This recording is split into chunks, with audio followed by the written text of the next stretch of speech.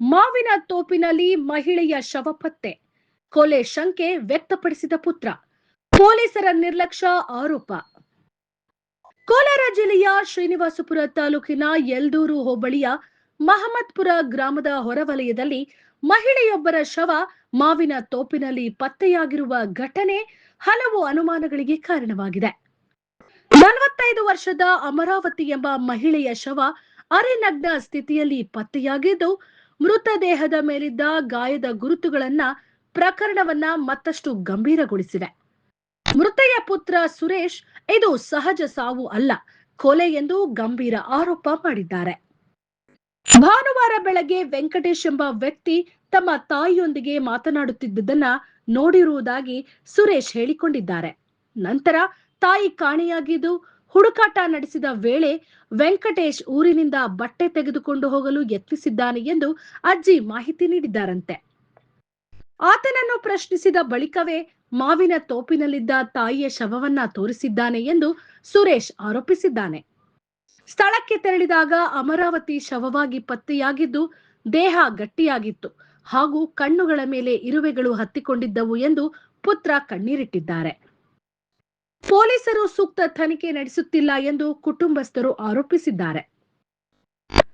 ಇನ್ನೊಂದೆಡೆ ವೆಂಕಟೇಶ್ ಅವರನ್ನ ಇದುವರೆಗೂ ವಶಕ್ಕೆ ಪಡೆದು ವಿಚಾರಣೆ ನಡೆಸಿಲ್ಲ ಎಂಬ ಆರೋಪವೂ ಕೇಳಿಬಂದಿದೆ. ಪೋಸ್ಟ್ ಮಾರ್ಟಂ ವರದಿ ಬರುವವರೆಗೂ ಕಾಯುತ್ತಿದ್ದೇವೆ ಎಂದು ಪೊಲೀಸರು ತಿಳಿಸಿರುವುದಾಗಿ ಕುಟುಂಬಸ್ಥರು ಹೇಳಿದ್ದಾರೆ.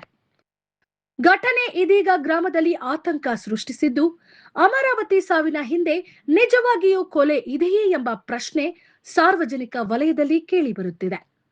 ಕುಟುಂಬಸ್ಥರು ಸೂಕ್ತ ತನಿಖೆ ನಡೆಸಿ ನ್ಯಾಯ ಕೊಡಿಸುವಂತೆ ಆಗ್ರಹಿಸಿದ್ದಾರೆ. ಶ್ರೀನಿವಾಸಪುರ ಪೊಲೀಸ್ ಠಾಣಾ ವ್ಯಾಪ್ತಿಯಲ್ಲಿ ಈ ಘಟನೆ ನಡೆದಿದೆ. ಸುರೇಶ್ ಅಂತ, ನಮ್ಮದು ಮಹಮ್ಮದ್ಪುರ, ಶ್ರೀನಿವಾಸಪುರ ತಾಲೂಕು. ವೆಂಕಟೇಶ್ ಅನ್ನೋರು ನಮ್ಮಮ್ಮ ಜೊತೆ ಭಾನುವಾರ ಬೆಳಗ್ಗೆ ಮಾತಾಡ್ತಾ ಇದ್ರು. ಅದೇನು ಮಾತಾಡ್ತಿದ್ರು ಅಂತ ಕೂಡ ಗೊತ್ತಿಲ್ಲ. ನಾನು ಶ್ರೀನಿವಾಸಪುರಕ್ಕೆ ನಮ್ಮಮ್ಮಗೆ ಮಾತಾಡ್ಸ್ಕೊಂಡು ಶ್ರೀನಿವಾಸಪುರಕ್ಕೆ ಬಂದುಬಿಟ್ಟೆ. ಮತ್ತು ನಾನು ಶ್ರೀನಿವಾಸಪುರದಿಂದ 12 ಗಂಟೆಗೆ ಮನೆಗೆ ಹೋದೆ. ನನ್ನ ತಂಗಿನ ಅಮ್ಮ ಇಲ್ಲಿ ಅಂತ ಕೇಳಿದ್ದೆ. ಆ ಹುಡುಗಿ ಊರಲ್ಲೆಲ್ಲ ಹೋಗಿರಬೇಕು ಅಂತ ಹೇಳಿದ್ಲು. ನಾನು ಆವಾಗ ಸರಿ ಅಂತ ಅಂದ್ಕೊಂಡು ಮತ್ತೆ ಮಲಗಿಬಿಟ್ಟು ಮತ್ತೆ 3 ಗಂಟೆಗೆ ಎದ್ದು ನನ್ನ ತಂಗಿನ ಅಮ್ಮ ಇಲ್ಲಿ ಅಂತ ಕೇಳಿದೆ. ಆ ಹುಡುಗಿ ಗೊತ್ತಿಲ್ಲ ಅಂತ ಹೇಳಿದ್ಲು. ಮತ್ತು ನಾನು ಹುಡುಕಕ್ಕೆ ಅಂತ ಮಾವಿನ ತೋಪಲ್ಲಿ ಎಲ್ಲ ಹೋಗಿ ಹುಡುಕಾಡಿದ್ದೆ. ಮತ್ತು ಮನೆಗೆ ಬಂದು ನಮ್ಮ ಅಜ್ಜಿ ಅಡ್ಡ ಬಂದು ನನಗೆ ಆ ವೆಂಕಟೇಶ್ ಅನ್ನೋರು ಬಟ್ಟೆ ಎತ್ಕೊಂಡು ಊರಿಂದ ಎಸ್ಕೇಪ್ ಆಗೋಕ್ಕೆ ನೋಡ್ತಾಯಿದ್ರು, ಹೊರಟೋಗಿದ್ರು. ನಮ್ಮ ಅಜ್ಜಿ ಈ ಥರ ತಿಳಿಸಿದ್ರು. ನಾನು ಅಲ್ಲಿ ಹೋಗೋಷ್ಟೊತ್ತಿಗೆ ನಮ್ಮಮ್ಮ ಎಲ್ಲಿ ಅಂತ ಕೇಳಿದೆ. ಅವ್ನು ಜೋರಾಗಿ ಪ್ರಶ್ನೆ ಮಾಡಿದೆ. ಅವನೇನು ಉತ್ತರ ಕೊಟ್ಟಿಲ್ಲ. ಮತ್ತು ಬೈದ್ಬಿಟ್ಟು ನಮ್ಮಮ್ಮ ಎಲ್ಲಿ ಅಂತ ತೋರಿಸು ಅಂತ ಕೇಳಿದೆ. ಅದಕ್ಕೆ ಅವನು ಕರ್ಕೊಬಂದು ಮಾವಿನ ತೋಪಲ್ಲಿ ನಮ್ಮಮ್ಮನ ತೋರಿಸಿದ್ನು. ಆವಾಗ ನಮ್ಮಮ್ಮ ನೋಡಿದೆ, ಕಣ್ಣೆಲ್ಲ ಇರುವೆ ಎಲ್ಲ ಹತ್ತಿಬಿಟ್ಟಿತ್ತು. ನಮ್ಮಮ್ಮ ಮೇಲೆ ಬಿದ್ದು ನಾನು ಏನಾಯಿತು ಅಂತ ನೋಡೋ ಸ್ಥಿತಿಯಲ್ಲಿ ನಮ್ಮಮ್ಮ ಬಾಡಿ ಎಲ್ಲ ಗಟ್ಟಿಯಾಗೋಗಿತ್ತು. ಮತ್ತೇನು ಮಾಡಿದೆ ನೀವು? ಮತ್ತು ಹತ್ತಿಬಿಟ್ಟು ನಮ್ಮ ಮನೆಯವರಿಗೆಲ್ಲ ಕಾಲ್ ಮಾಡಿ ಕೇಳಿದೆ. ಈ ಥರ ಎಲ್ಲ ನಮ್ಮ ಮಾವ, ನಮ್ಮ ಅಜ್ಜಿ, ನನ್ನ ತಂಗಿ ಎಲ್ಲ ಬಂದು ನೋಡಿದರು ಅವನ್ನ. ಮತ್ತು ಪೊಲೀಸವರೆಲ್ಲ ಬಂದಿದ್ದರು. ಪೊಲೀಸವರು ಬಂದು ಅವತ್ತು ಅವನ್ನ ಸ್ಟೇಷನ್ಗೆ ಅಂತ ಎತ್ತಕೊಂಡು ಹೋಗಿ ಊರಲ್ಲೇ ಇಳಿಸ್ಬಿಟ್ಟು ನನ್ನ ಜೀಪ್ಗೆ ಎತ್ತಕೊಂಡು ಎಂಕ್ವೈರಿಗೆ ಅಂತ ಕರ್ಕೊಂಡು ಬಂದುಬಿಟ್ರು. ಅವನ್ನ ಊರಲ್ಲೇ ಇಳಿಸ್ಬಿಟ್ಟಿದ್ದಾರೆ.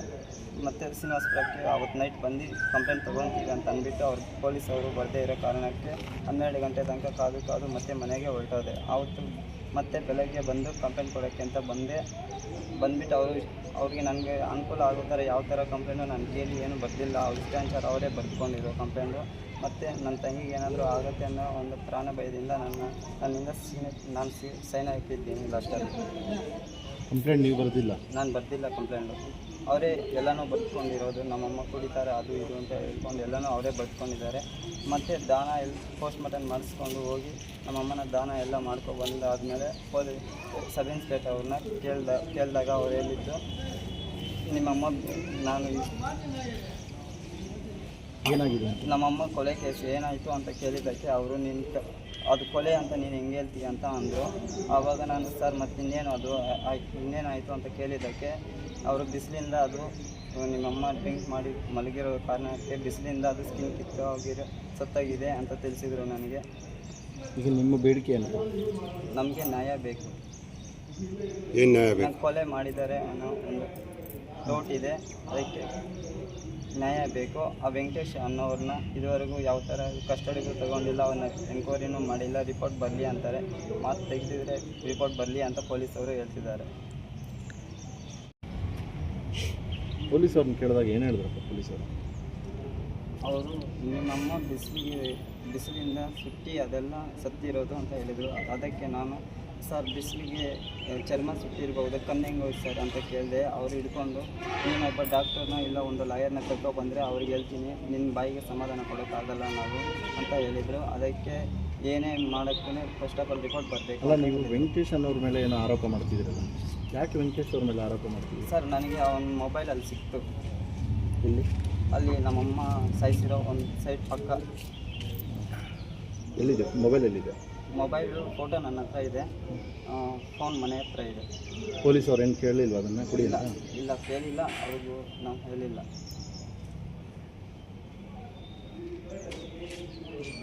ಬೇರೆ ಏನೇನಾದರೂ ಸಿಕ್ಕಿತ್ತಲ್ಲೇ?